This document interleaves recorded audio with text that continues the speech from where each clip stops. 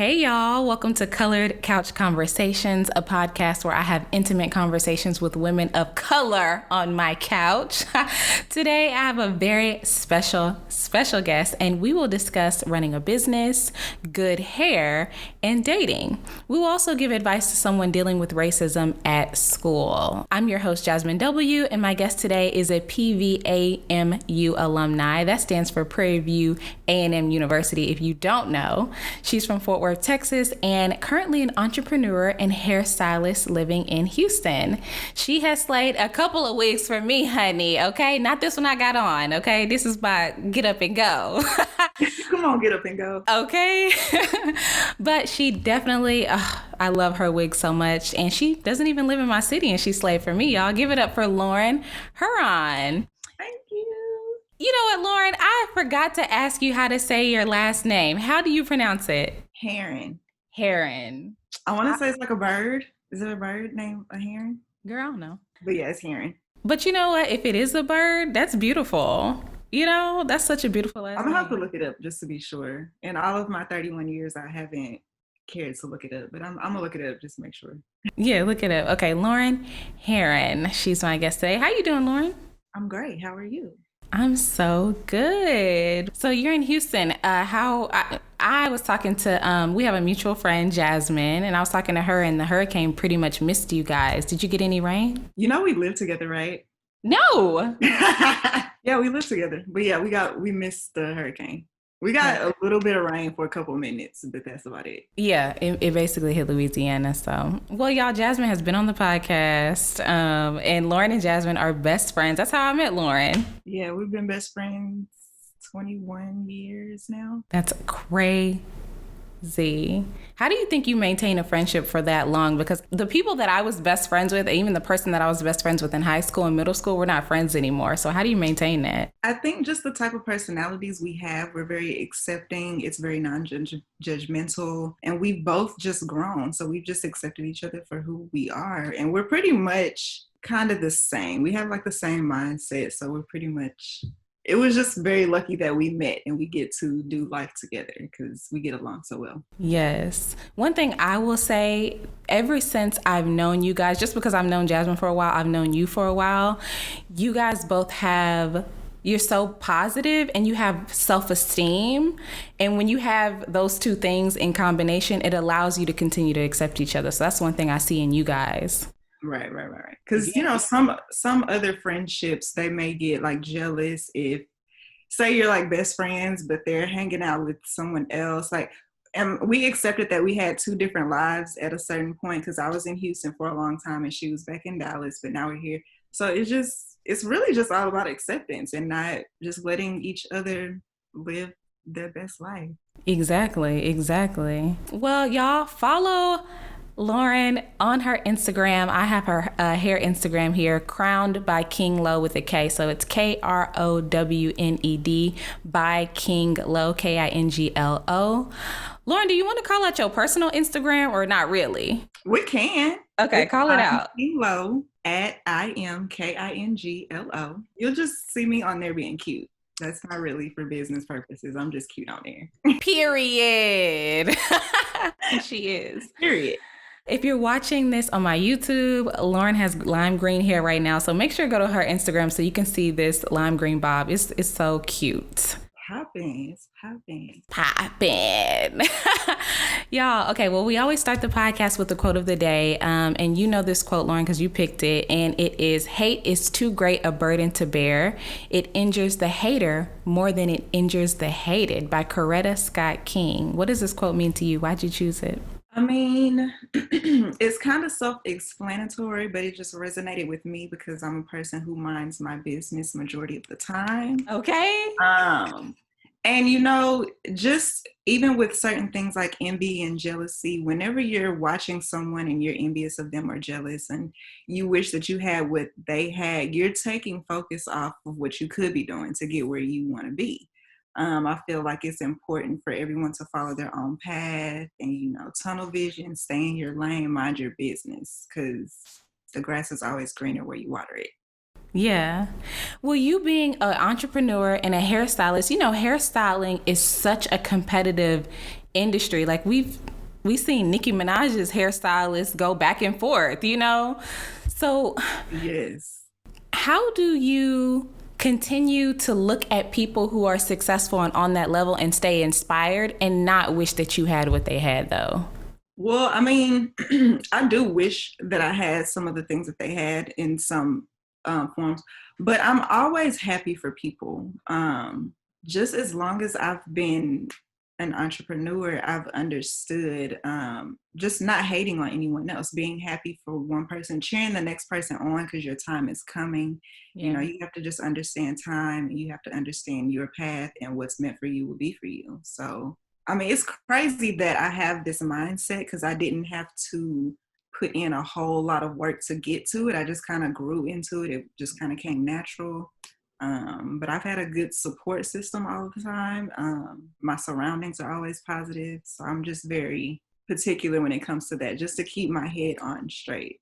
One thing, okay, y'all. So I I try not to blend my little segments too much. So I ask random questions on this podcast, and Loren, you're always calm, cool, and collected. And this is kind of I wanted to ask you this because you always are very chill, but this kind of is in relation to what you were just talking about. You said you keep your circle positive.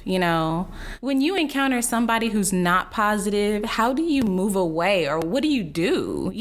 A lot of people say, I want to keep my circle positive. I want to keep people around me positive, but they keep interacting or encountering negative energy. Like, how do you maneuver around that? Well, it's kind of something that you can't just maneuver around. So my circle is small and it's tight, and I don't do a whole lot of extras. So if you follow me, I'm not really on the scene as much. I'm very focused on building my business. I hang out with some friends when it's time to relax, or I'll take trips and stuff like that, but it's very tight.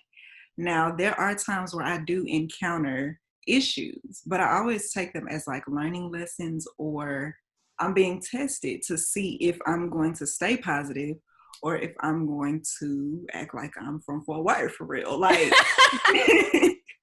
so I always look at it that way. Like it's gonna be a learning lesson. Like it's like when you're in practice and then you finally go to the game. It's Yeah. Now we're in the game. Let me make sure I'm acting how I want to be presented, in the world. So that is such a good analogy. I love that. It's practice for when you're in the game, and when you encounter those people, that's the game. Exactly. I love that. Well, how do you stay so chill? Like, do you ever get mad? So I do get mad, but I have always just had a very mild tempered personality. I don't know. It takes a lot to piss me off, but also not a lot will bother me. You have to I always think like, is this gonna matter? And I know it sounds cliche because we hear this stuff all the time, but this is like really my life. Is this gonna matter in a little bit? Like, you pissing me off right now. Is it worth us fighting and me going to jail? Like, no, I gotta go to work tomorrow because I'm building a business. So I always weigh out, what I have to lose, or if it's really gonna matter in a little while. Yeah. And I always tell people, work on what you have to lose. Because if you don't have nothing to lose, that's a problem. And some people are out here with nothing to lose. You have to be careful with them people. That part. Right. Like, okay, well, I got stuff to lose, so I'm going to remove myself. So you went to Prairie View A&M. Wasn't your major business? It was business management. Yes. From the start to the finish, like I never changed my major or anything. I kind of had my mind made up before I even went to school because I got my license when I graduated high school. Yeah. So I really didn't have to go to college, but I wanted to go just so that I could learn more about business. Okay. Do you think that college really helped you learn that? It did help me learn some things. I can't remember everything. Mm-hmm. College more so kept me disciplined. Okay. But I think I learned more about business after college when I was actually in the salon working in the business part of the salon. That's really good advice too for people who, you know, a lot of people now are not considering not going to college, and they want to know, what did you major in? Did it help you? So, and I know a lot of people that didn't go to college. So I'm not saying that college, like, you need some professions do need college. Yes. But all of them do not. Exactly. That's what I say. What's the most difficult thing about running your own business? And just keep in mind, Loren is, I know she looks very young, okay? and we are young, but she's been doing this. How long you been a hairstylist, or how long have you had your own business? I've technically had my own business, my own personal business, for 3 years. Mm-hmm. Before that, I was working at a salon, but I had moved up. Within 3 years, I had moved up to being a co-owner of a location. Okay. I was running my own little salon for almost 2 years. So, you know, that's 5 years plus. So what's the most difficult thing? I wouldn't say there's anything really difficult, but me personally, I'm not really the accounting type person. So I'm cool with everything else, but when it comes to like the bookkeeping and all that stuff, that's something that I would outsource for. Yeah. I'm more of, when it comes to my business, I'm more of the artist, the creative, the visionary type. So the accounting and the bookkeeping, that's something I would outsource for. But some people are very good at that. And I won't say that it's really hard. Once you learn all of the aspects that it takes to run a business, and if you can do all of them, then you'll be successful. Right. Okay.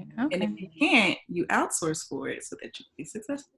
That part. Okay. Right. All right, cool. Well, this is actually a random question, but it actually came from my Instagram. I thought it was perfect to ask you.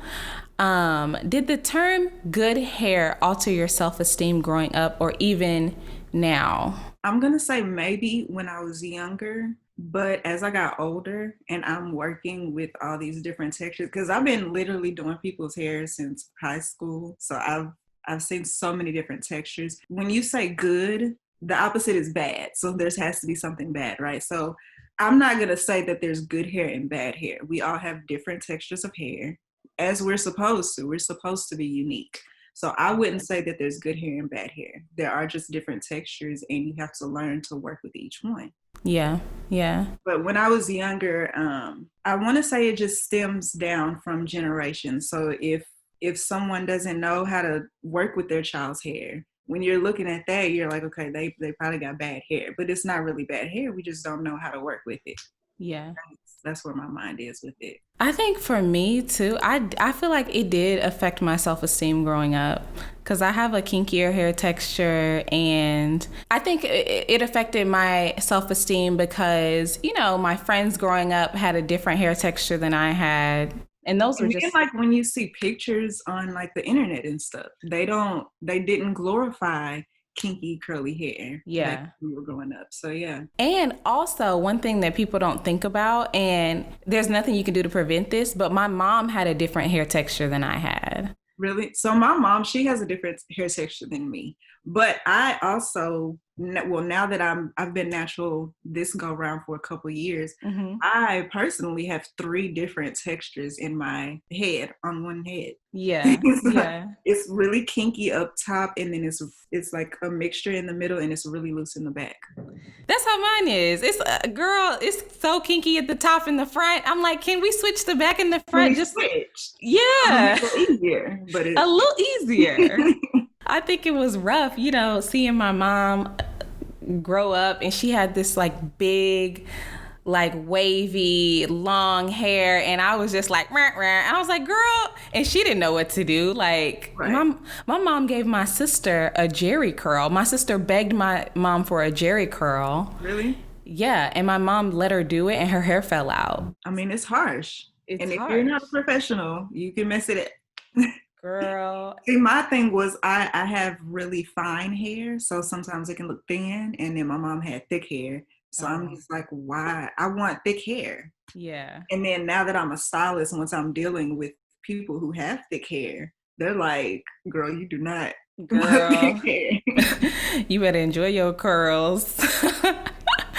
Okay. Well, my last random question was, or my last random question is, what was your favorite and least favorite thing about going to an HBCU? I mean, I'm going to answer this question, but I came from a predominantly white high school Okay. and I went to an HBCU. My favorite thing was probably the family atmosphere because we're all kind of far away from home. So we all kind of just become a family at Prairie View. Even when like we go back to the homecomings, it's like a family reunion. Yeah. What was my least favorite thing? This isn't anything in particular to an HBCU, but it wasn't until I was in college where I realized like this is the end of schooling for me. Like I'm tired of school. Yeah. I don't know. I don't know how school was fun in middle school and like high school, but it just was not fun.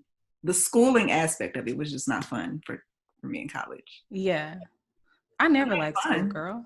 but I was like, yeah. Since I have a choice now, I'll never go back to school. Probably, Yeah. maybe like take some classes on my own time in with certain subjects that I want to learn about. But school, no. Yeah. That's how I feel. I hate school, girl. Really? Yes. And I had a lot of friends who hated school like before, but I always liked school. Wow. Up until high school, I barely missed days. Like I was just always at school. I loved school. I'm super extroverted, so I loved all the social aspects of school, but reading, learning, sitting down, have somebody telling me stuff all for like a whole hour at a time, and then I have to walk to the next hour for you to tell me something else, child. I hated that. We're going to take a quick break. When we come back, we are going to be talking about some trending topics, including, well, it's actually going to all be about dating, honey. The Shade Room asked if $28 is enough to take someone on a date. So we'll see what Loren thinks when we come back.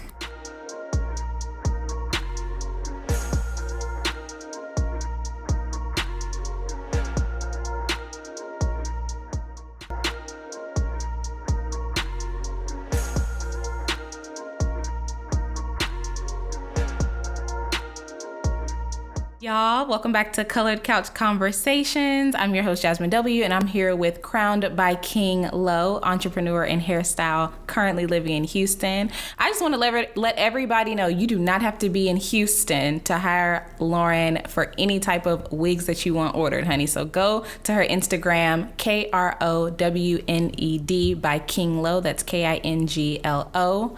So you can check out her work. It's amazing. So thank you. Yeah. Okay. We're talking about trending topics right now. The Shade Room asked if $28 is enough to take someone on a date. Do you think that that's enough?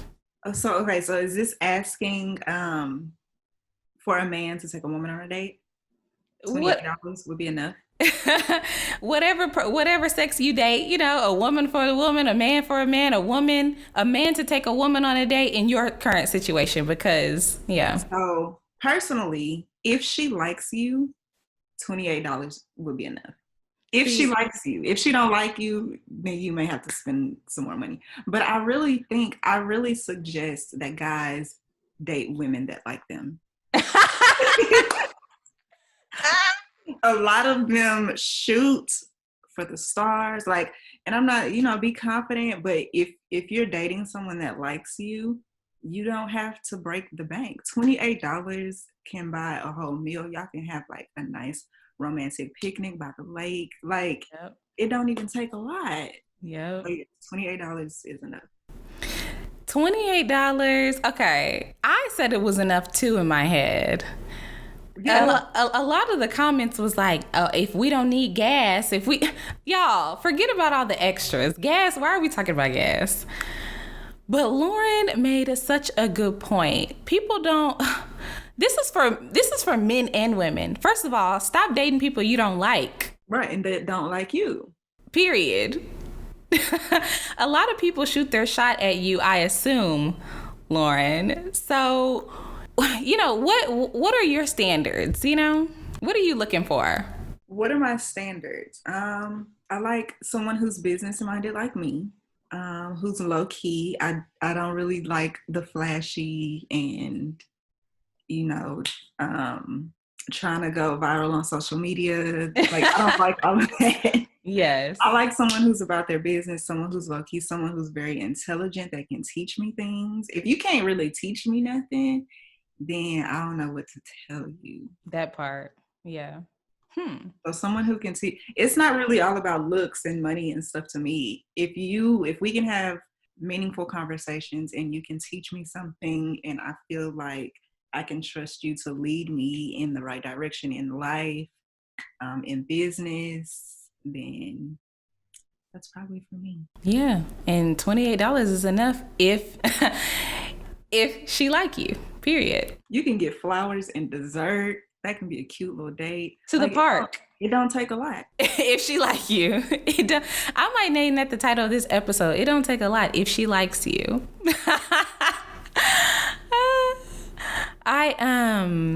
I'm doing Married at First Sight reaction videos on my YouTube, and there are different couples on there. You can just tell when there's a black girl, Karen, with a guy, Miles, and I said, if Karen liked this guy, she would be so happy with whatever he did or he said. She just doesn't like him. So that's so important. And that's the number one thing people forget. You have to really like someone, like their personality, Okay, well, I have another question for you around dating. I've seen women on TikTok give up the idea of being married with kids, being married in general. They say it's all a scheme that society has created to make women feel less worthy. Do you think getting married and or having kids is an outdated standard for women? This is an interesting question. So commenting on what they said, I don't think it's a scheme. I just think that different things make women happy. I think it was just more common back then because there were fewer opportunities for us. Now that there's more opportunities for us, there are different things that can make us happy. And sometimes having a kid is not what's going to make a woman happy. We ain't trying to force it now. We can have very full, meaningful lives without having a husband and kids now. So it's not like we have to do it. Full life and a home and... That's what it is, period. That's what it is. What do you think about having kids, especially in the world that we live in? We're Black women. We see everything that's going on in the world. We see our president. We see people getting killed. We see, racism, prejudice, and all of that. How do you feel about having kids? Does it scare you? Does it make you nervous? It does scare me. It does make me a little nervous. I still feel like I want to have that experience. I want to have the experience of pregnancy, childbirth, and being a mother. But it is scary because once they're out of your body, anything can happen. And we're witnessing anything can happen. The stuff that's been happening lately is our wildest dreams type stuff. We would have never imagined. We couldn't have wrote it ourselves. Yeah. In 2020. Right. Just in 2020. Yeah. Crazy out here. But it does scare me, especially to bring another child into this world that doesn't necessarily favor them. Yeah. All right, y'all. Well, we're going to take a quick break, and when we come back, we're going to step into the Keep It Real corner, and we're going to give advice to someone dealing with racism at school. So we'll be right back.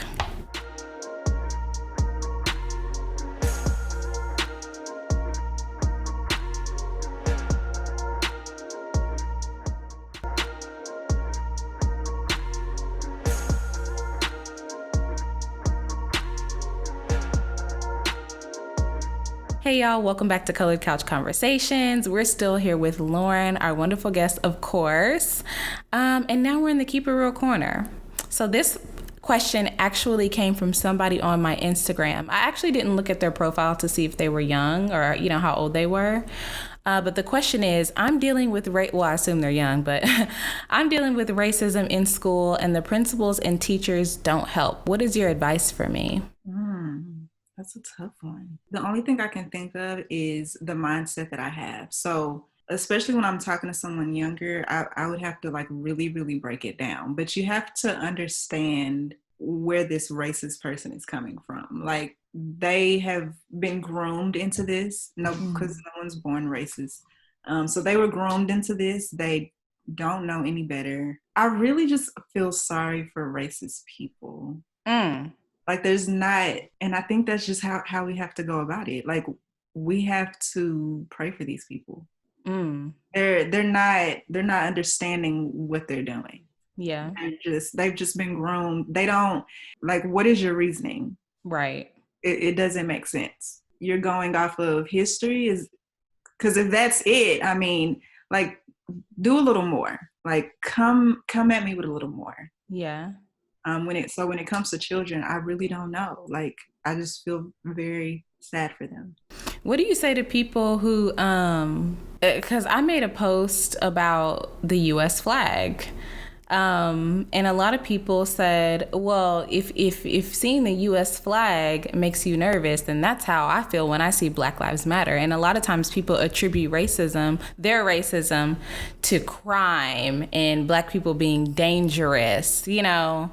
Or right. We don't have any history of being dangerous. So that's why I'm saying, like, you have to come at me with a little more.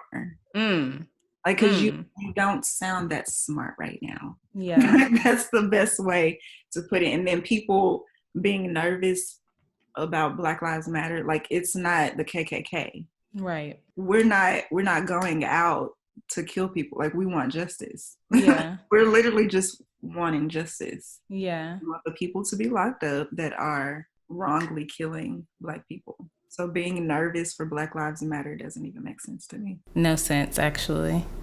You'd be surprised, Loren. When I comment, you know, I reply to some of the comments on that particular post, and people were like, well, they're burning down neighborhoods. Girl, was your neighborhood burned down? What neighborhoods were burned down? And realistically, I mean, we've seen receipts. Black people aren't going out burning buildings down. They're planting people in there that don't even look like us. Exactly. Because why are we burning buildings down? And actually, racists have a history of burning buildings down and neighborhoods and towns. So I don't know why we even bringing that up as a. You see what I mean? Like, you have to come at me with more. Yes. For it to make sense. Like, you're not even making sense. Yes. As a student, though, I can imagine how it would be so difficult to combat that, you know. If it's really bad, I would, you know, talk to your parents about it, you know. Right. See what you can do about, you know. I mean, unless they're putting their hands on them, then that's a whole different issue. Yeah, if you fear for your life at school because of racism and, you know, everything that's going on right now, maybe you could consider changing schools. And hopefully it's better right now because, you know, of COVID and hopefully you're at home going to school virtually. Right. So hope that was helpful. If you're still looking for some more advice, feel free to DM me. I don't know how I can help, but child, we might be able to talk about it. Have you ever had to deal with any situations like that lately? Racism lately? Not really. I was at the park with my dog a couple of weeks ago, and there was a lady who was, to me, ethnically ambiguous. I was with my dog literally in the park, Loren, just chilling, sitting there. I got done meditating. I was talking to my mama even, and she walks by and she just stops and looks at me, just stares at. And at first I thought she was looking at my dog like, oh, he cute, you know. And then she just keeps looking at me. And then I noticed that she's not looking at me in a friendly way. So I shrugged my shoulders like, what's up? And then she shrugs her shoulders. And I told my mama, and if I have to get up, it's going to be a problem. If I have to stand up, it's going to be a problem. And I looked at, and what's up, you know?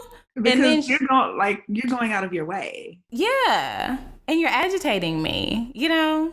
And then she ended up like shrugging her shoulders again. And then she just ended up walking off really slowly. My mom was like, get out of the park, you know, pack up your stuff and go home. You've been there an hour or whatever. I was like, I don't have to go home because I'm not scared. Have you dealt with any racism recently? No, I haven't. I don't know if it's just the areas that I frequent, but I'm also not out much. Some people have tried to like overdo it just to be friendly, hey, I'm not racist. Like, okay, girl. Have you had anybody in your DMs apologize to you? I have. It was closer to the beginning of the year. I went to Tulum for my 30th birthday, me and my friends, and we met a family out there, which they are from Canada. Mm-hmm. And he reached out to me and my friends back like in early COVID.